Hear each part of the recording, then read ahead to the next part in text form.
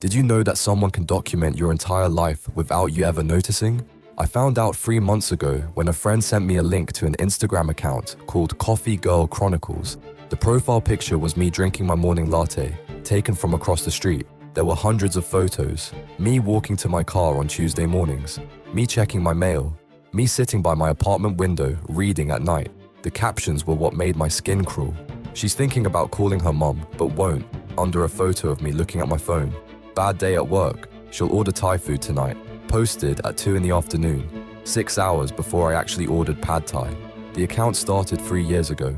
3 years of someone watching me, learning my patterns, predicting my choices. I scrolled to the most recent post from that morning. It was a photo of me in my apartment, sitting on my couch, staring at my phone with a confused expression. The caption read, "She found it." That was the exact moment I'd opened the Instagram link.